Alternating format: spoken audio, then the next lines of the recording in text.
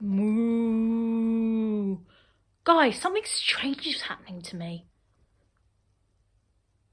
I don't know. I think I'm changing. I don't know if it's because we're in Spain. I know in Spain the bull is a very important animal. There's even a festival to celebrate this bull called the Running of the Bulls, where men are chased down the street by wild bulls. Hopefully it gets sorted soon. Today's story is about a bull. It's a very famous Spanish story called The Story of Ferdinand, and it's written by Munro Leaf and illustrated by Robert Lawson. Once upon a time in Spain, there was a little bull, and his name was Ferdinand. All the other little bulls he lived with would run and jump and butt their heads together, but not Ferdinand.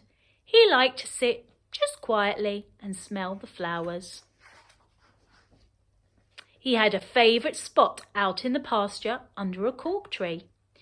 It was his favourite tree, and he would sit in its shade all day and smell the flowers. That sounds nice, doesn't it?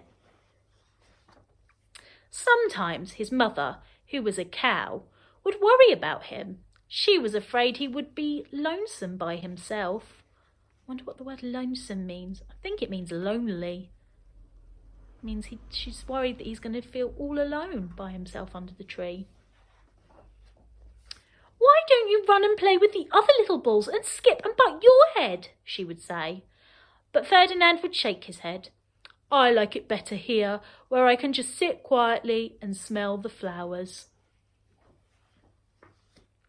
His mother saw that he was not lonesome, and because she was an understanding mother, even though she was a cow, she let him just sit there and be happy. As the years went by, Ferdinand grew and grew until he was very big and strong. All the other bulls who had grown up with him in the same pasture would fight each other all day.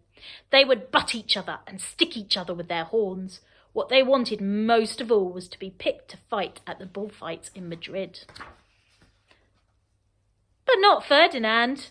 He still liked to sit just quietly under the cork tree and smell the flowers. One day, 5 men came in very funny hats to pick the biggest, fastest, roughest bull to fight in the bullfights in Madrid. All the other bulls ran around snorting and butting, leaping and jumping, so the men would think they were very, very strong and fierce and pick them. Ferdinand knew that they wouldn't pick him, and he didn't care, so he went out to his favourite cork tree to sit down. He didn't look where he was sitting, and instead of sitting on the nice cool grass in the shade, he sat on a bumblebee. Uh-oh, what do you think's going to happen? Well, if you were a bumblebee and a bull sat on you, what would you do?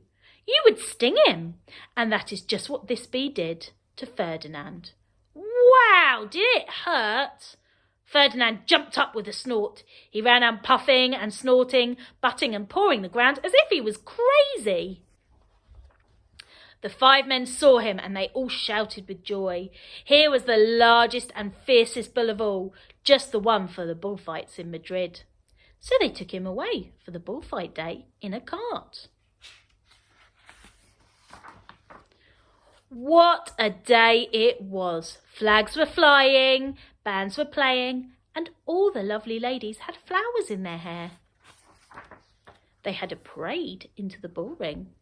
First came the banderos with long sharp pins with ribbons on them to stick in the bull and make him angry. Doesn't sound very kind, does it? Next came the picadors, who rode skinny horses, and they had long spears to stick in the bull and make him even more angry. Then came the matador, the proudest of all.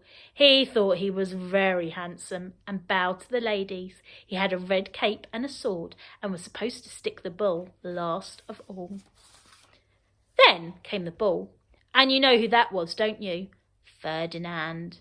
They called him Ferdinand the Fierce, and all the banderos were afraid of him, and the picadors were afraid of him, and the matador was scared stiff. Do you think they should be scared of him? Ferdinand ran to the middle of the ring, and everyone shouted and clapped because they thought he was going to fight fiercely and butt and snort and stick his horns around. But not Ferdinand. When he got to the middle of the ring, he saw the flowers in all the lovely ladies' hair. And he just sat down quietly and smelled. He wouldn't fight and be fierce no matter what they did. He just sat and smelled. And the banderos were angry, and the picadors were even more angry. And the matador was so angry he cried because he couldn't show off with his cape and sword. So they had to take Ferdinand home. And for all I know, he is sitting there still under his favourite cork tree smelling the flowers, just quietly. He is very happy. The end. And that's the end of the story of Ferdinand. I think it's important to do what makes you happy, no matter what everyone else is doing. And I'm not sure I like the sound of that bullfight. I think Ferdinand was right to just sit and smell the flowers. It doesn't matter if we like different things though, does it? We can still be friends. Everyone likes different things and has different opinions. Okay, guys, hopefully I can get changed back before you next see me. I don't think I want to stay in this field. Okay, I'll see you all soon. Bye. Moo.